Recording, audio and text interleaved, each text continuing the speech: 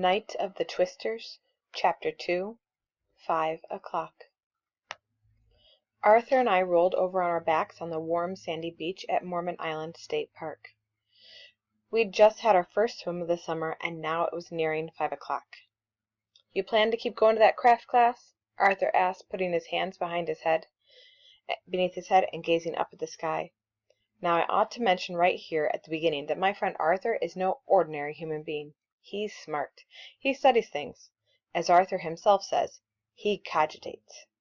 I could tell by the way he was squinting into the sun that he was thinking hard about something.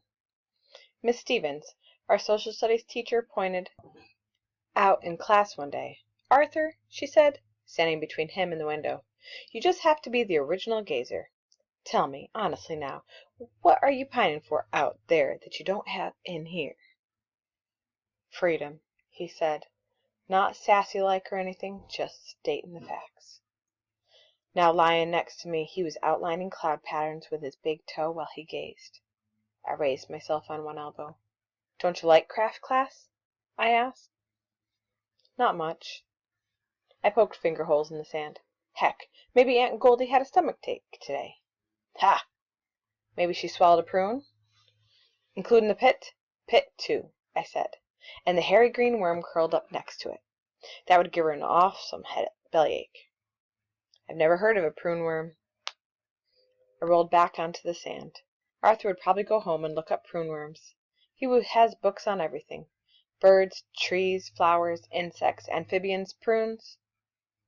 "Bring some Indian craft ideas when you come," Arthur said, mimicking my Aunt Goldie. So I took my idea. She hated it. "Aw, she was thinking of basket weaving or pottery painting. You know, something regular and Indian-y. She'd never even heard of a bull roarer. She thought I made it up. It's a toy Indian kids used to make, for crying out loud. That thing is authentic. If I'd call it a thunderstick instead of a bull roarer, maybe she'd have... I guess she should have demonstrated it. You know, right there in her basement, under that electric light bulb." I circled my wrist overhead, winding it up like some champion calf roper.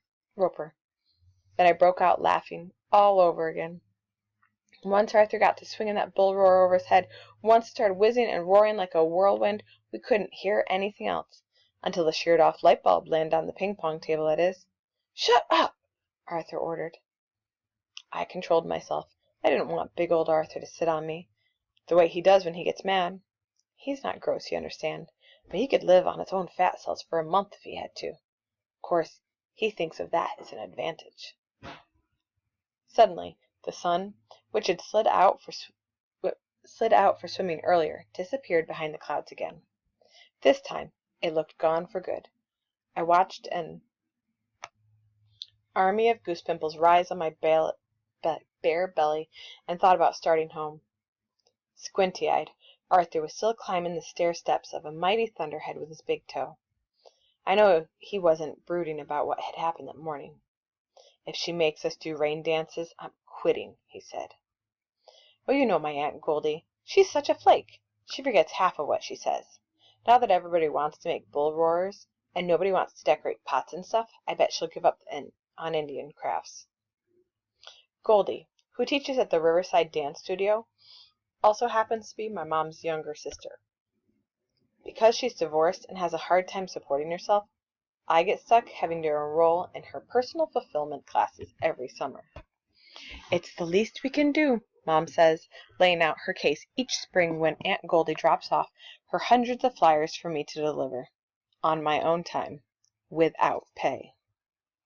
So far, she's taught Arthur and me how to play hacky-sack, tennis, backgammon, and boring bridge. Last summer, we took boys' ballet in her basement while a class of mothers upstairs did aerobic dancing. When Aunt Goldie twisted her knee demonstrating an exercise position for us, she substituted Dungeons and Dragons for the remainder of our ballet lessons. That suited Arthur and me just fine. "Let's go," I said suddenly, beginning to shiver.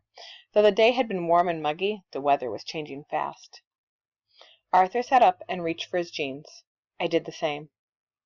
Little groups along the beach were breaking up, too. Mothers were shaking out towels, yelling for their kids to hurry. We finished dressing, but not before I spotted Stacy and Ronnie Vay coming toward us across the sand. Holy cow! I muttered. Quickly I turned my back on them. There's nothing I hate more than zipping up my pants in front of a girl. Arthur chortled as he zipped his up right there in plain sight. He has 6 sisters, so what does he care? In fact, beautiful 14-year-old Stacy and 10-year-old Ronnie Vay are 2 of them. I didn't know you guys were here, Stacy said, tossing her long black hair and treating me to a flash of dimples. She knows I have a crush on her. Has known it ever since I told Arthur and swore him to secrecy. Where were you guys swimming anyway? She asked. Arthur pointed off to where the Platte River ambles through the state park. We've got this private spot over there with a lot of water snakes. Liar! Stacy cut him off. I glanced Ronnie's way as I knelt to tie my sneakers. She was covered with goosebumps, same as me. Of course, I have enough muscle to keep me warm, but she's so skinny. I imagine it must be embarrassing for her to walk around in a bathing suit looking the way she does. Why don't you 2 ride us to the Conoco station so I can call Mom? Stacy asked, her eyes on me and my bike. We want to get home before it rains. What do you care? Arthur said. You're already wet. You'll ride me double, won't you, Dan? I grinned. I was silly putting her hands. Well, I'm not waiting around, Ronnie Vay said as she marched off.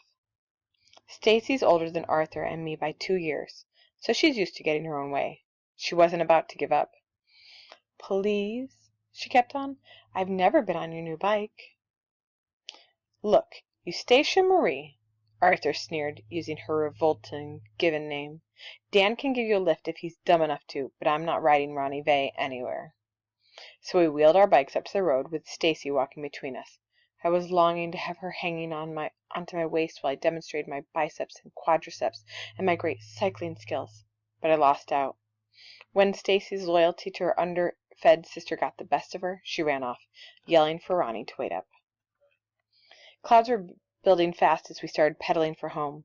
The way the wind was whipping through those trees around us, the state park should have clued me that something big was on the way, but I wasn't worried then. I figured we were in for more rain. Maybe a hailstorm, too, if the greenish look of the sky meant anything. Suddenly, I realized I was hungry as a bear out of hibernation. Want to eat at my house? I called to Arthur over my shoulder. What are you having? How should I know?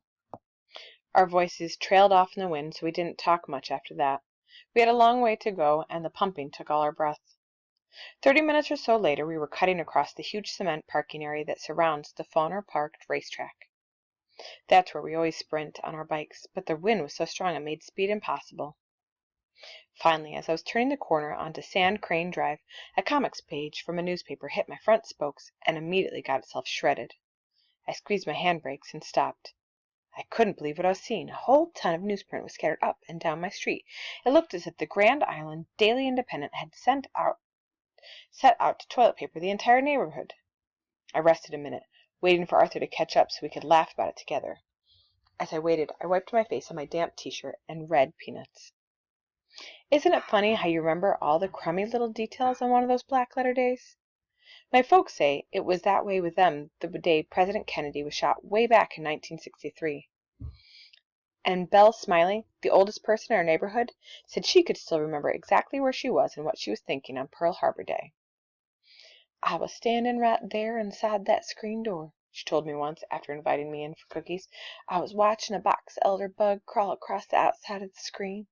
I was just standing there, daring that bug to stick his head through a hole we had in the screen. That's when the paper boy came by hollering, "Extra, extra, attack on Pearl Harbor." I didn't move. I just stood there, tears running down my cheeks. I knew my boys would be going off to war, and I knew they mightn't come back. Belle Smiley went on to telling me about Pearl Harbor through 4 more cookies and a second glass of milk. I swear, I learned more about history from her than I did in school. Anyway, I can remember everything about that Tuesday, too.